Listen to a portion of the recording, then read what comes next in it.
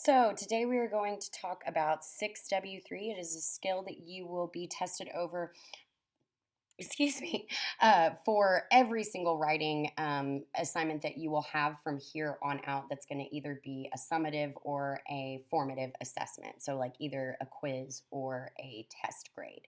Okay, so this involves MLA. That's what this skill is all about. Does your response avoid plagiarism by integrating MLA cited quotes, paraphrases, and or summaries? It's also about proper citation, okay? So, the very first thing that I'm going to show you is how to do citation because you will need to know this in order to complete the final submission activity. All right. Now, you will make sure that you have typed works cited at the top. You will have it center aligned. I showed you how to do that in the final submission activity video.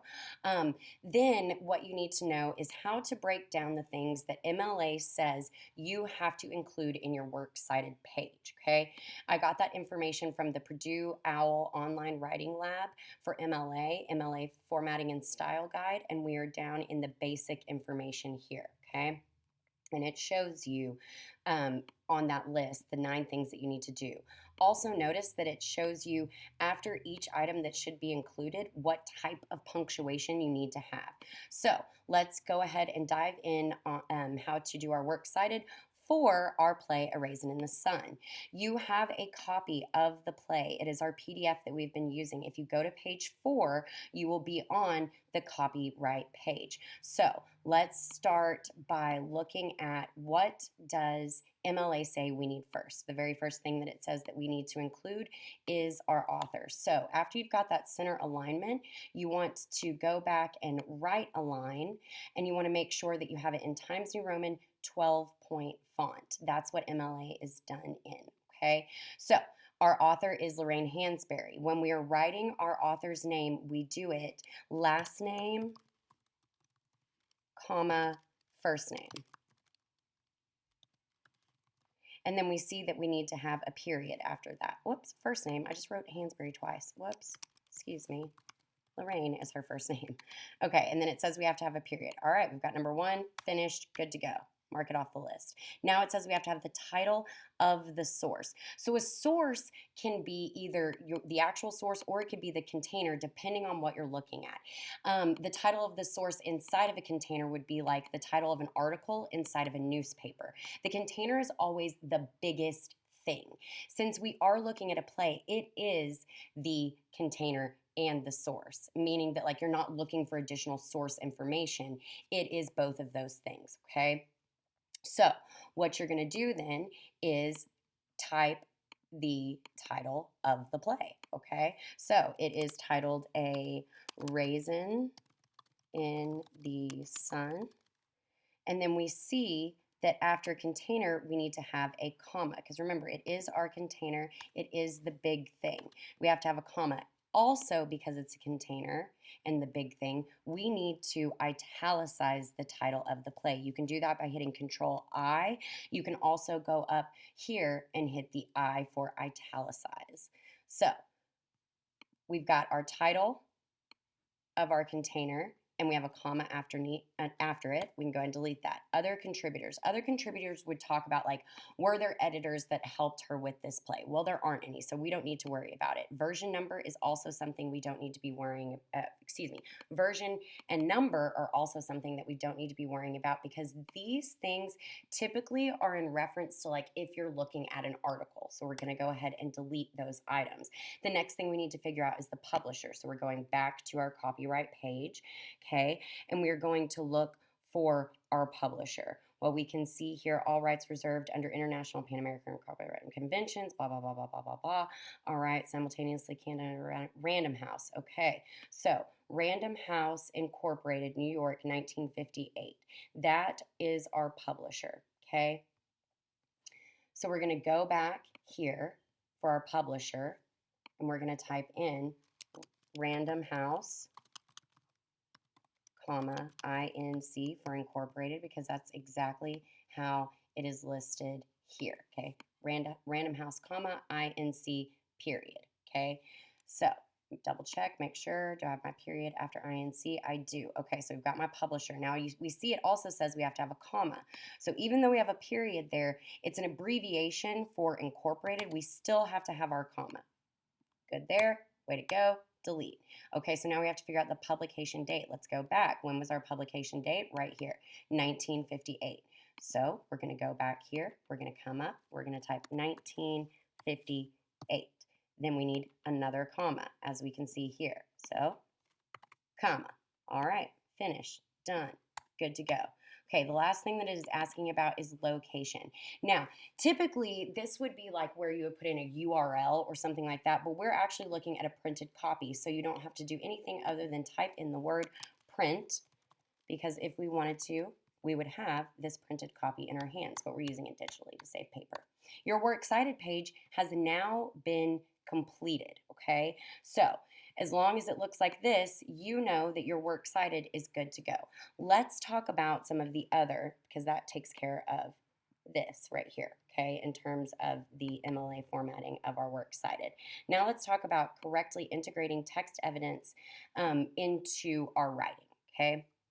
So up here, we see this would be a 2 score in terms of incorporating text evidence, but let's talk why. This was actually a response that a student had provided previously during a different school year.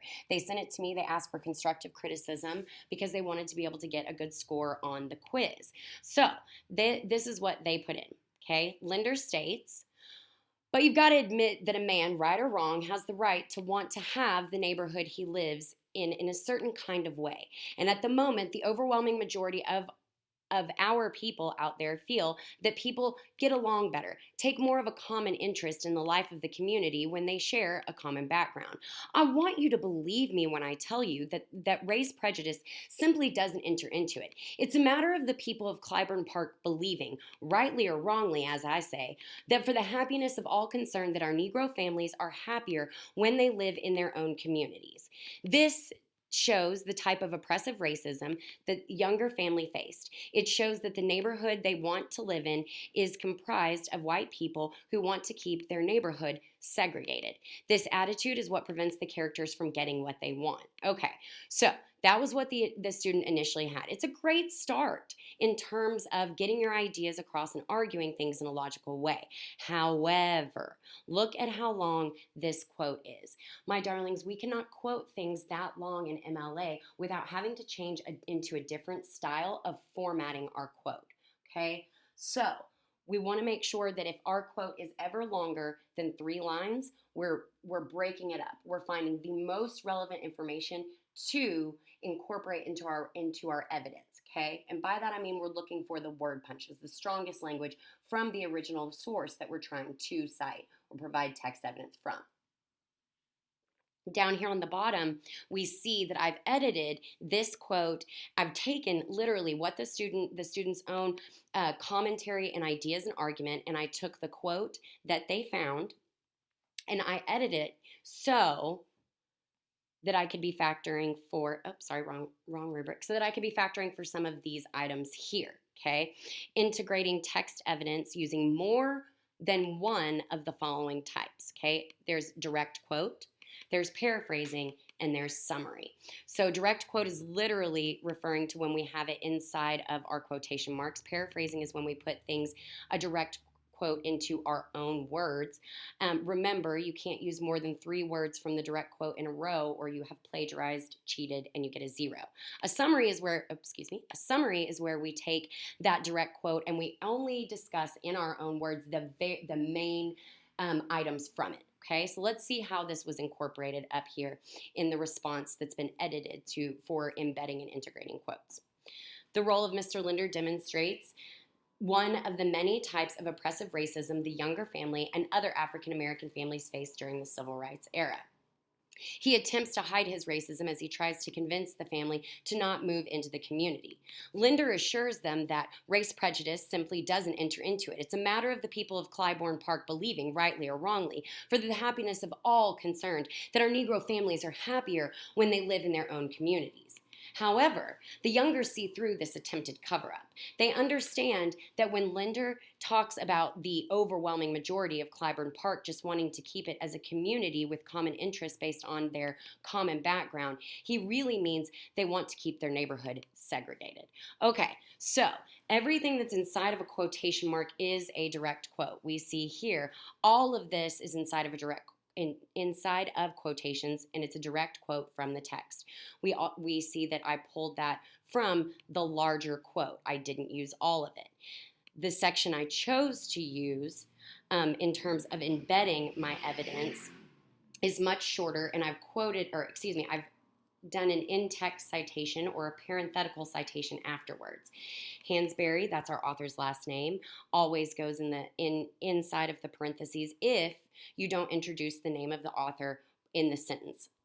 You also need to make sure you include the page number where you got the information from. All of that goes inside of the parentheses and before the final punctuation of that sentence, okay? So that would be an example of a direct quote. We see here that I have in this section here, in this section here, that we have direct quotes, yes, in between these, but we also see that here, when I have my commentary, I'm actually just paraphrasing some of the comments that he made up above in the longer quote. Okay, I'm taking that information that he had and I'm putting it into my own words. I'm paraphrasing it here in these in-between parts. And then when I do things like this sentence here, I'm summarizing what it is he really means. We notice again that I included a parenthetical or an in-text citation at the end of my sentence because I have these direct citations here. Okay, my direct quotes, my direct evidence. So that is your example of how you can achieve your works cited page and how you can meet the integration of the quotes and get a 4.